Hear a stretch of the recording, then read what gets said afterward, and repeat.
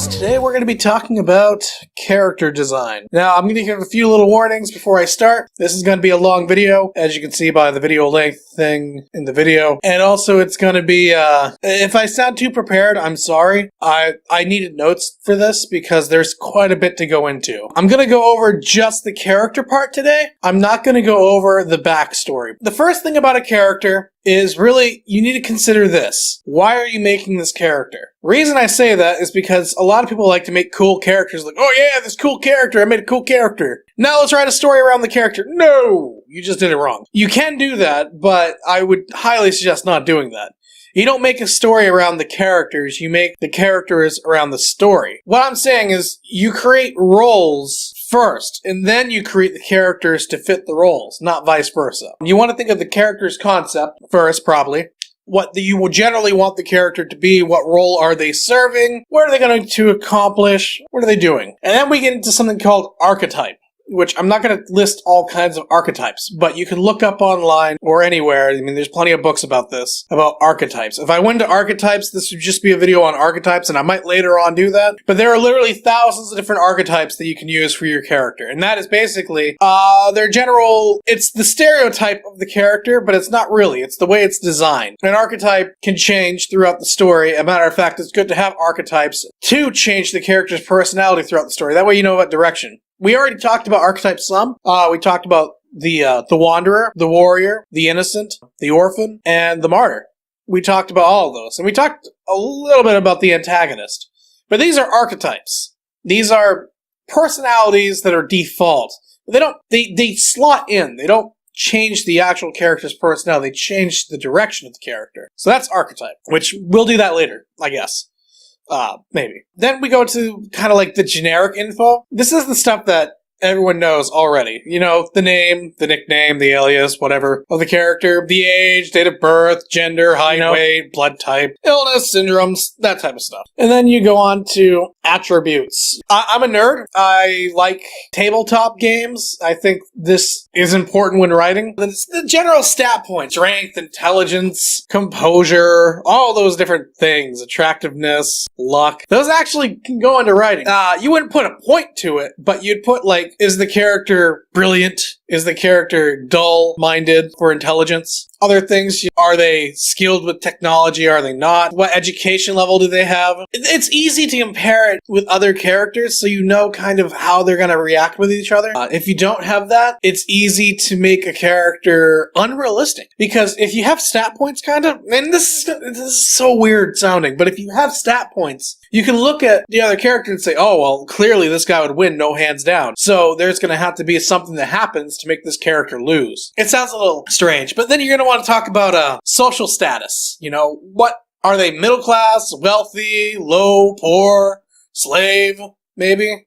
Depending on your world. And then probably you're going to talk about some of your physical appearance. Now, most people know physical appearance because that's pretty much what everyone goes to first when creating a character. It's the physical appearance. Hair color, hairstyle, eye color, skin color, distinguishing features. We'll do all that for the character. And then you're probably going to get to somewhere where we're talking about the personality of the character. You know, we're going to be talking about their attitude, their demeanor towards things, their vices and virtues. Vices and virtues are important. I always put them on my characters. Vices and virtues. Alright, what's a virtue? Virtue is something that's good about the character.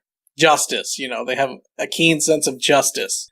Charity, things like that. And then vices, we tend to know vices as the 7 deadly sins. Greed, lust, pride, the other ones. But they're good to have those counterbalance each other. It gives you a fullness of the character. Because we don't like good guys. If we have just purely good guys, people aren't interested in it. They have to have flaws. Which leads me to the next part. Flaws. What are some of the flaws of your character? Does your character have any flaws? And if they don't, you better start thinking of some. You want flaws. And you want real flaws. You don't want them to be like, whoa, well, my character's only flaw is that he's too charitable. Because that's not a flaw, damn it. That is no flaw. So, you want to have real flaws on your character, like, you know, he's a prick, or she has, I don't know, she's lusty, whatever, you know, flaws. And then you're going to go to traits, you know, are there any special traits about your character? No, this really comes in handy when you're talking about characters that have a lot of different attributes to them. And what I mean by attributes, I mean Like, they're not human. You know, traits. Maybe they have claws they can climb with and stuff like that. Just different traits. Some of this is education, skills, things like that. You want to talk about what the character most values, you know, their most valuable possession, people they value, different things like that. But we're going to go over more of that in the background. What things do the character owns? What is their talents? You know, you might want to flesh that out some. Their strengths, their weaknesses, you know, we're pretty much covering that. Drawbacks, you know, things like that. Hobbies, you want to talk about what the character enjoys, the favorite color, favorite food, general stuff. You know, we all know this stuff. If you want to get into more of the character's personality, I would suggest going into their personal philosophy. Actually, taking a Briggs-Myers test for your character can really help develop it. If you don't know what a Briggs-Myers test is, it's a psychology test, believe it or not. It's when you go to a shrink, normally they might give you one of these, and they're going to have an archetype for you. It's always good to find that archetype. The meaning of life, what does your character think the meaning of life is? Their fears, their wishes, things that the character finds beautiful, things that the character just doesn't like, finds ugly, finds gross. Odd things about the character. This will make a really rounded character if you do all these little steps. Life goals, ultimate life goal, what they're working towards. Another thing to think about is their occupation. What is the character trained to do as an occupation? Because sometimes you work a different job than what you got your education in. Let's say you have a computer technician that ends up working at a soup kitchen. There's a huge difference there. Their employer, their cover job. Maybe you have a secret character, you know? Maybe they have a double life and they have a cover job. What's the reputation of the character? You want to think about all these little things to jot in there. Their possessions. Now, if you're going into, well, any type of story can really use this. Special abilities. The reason why I say special abilities anyone can use, because a special ability would be things that people ordinarily don't have. I'm a writer and an artist, so I have art and writing skills. I would list these different things as skills. We all personally have special abilities that are special. They don't have to be supernatural abilities, you know. Now, if I could shoot fire out of my hands, I'd definitely list that as a special ability. But I can't. So, you want to think about special abilities, powers, you know, transformations. Maybe they're like Goku or something like that can go Super Saiyan on your ass. Different things like that. You got to think of the extraordinary qualities here. And then at the very end of it, you want to include memos. If you have a direction that the character is supposed to take or an ultimate fate, you want to put that down in the memos. Just so you remember that this is how the character is supposed to die. Or this is what's supposed to end up happening to the character. That's it today for character design.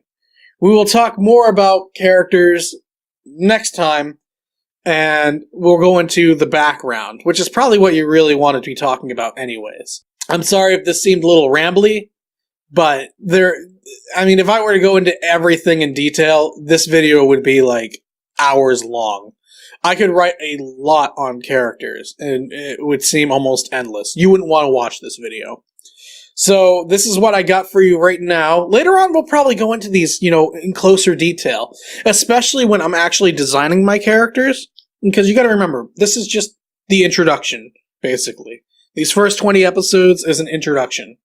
Episode 21, I'm starting on my book, or hopefully 21, and I'll start showing the entire process, start to finish. So, anyways, thank you guys for listening, and have a good day. See ya.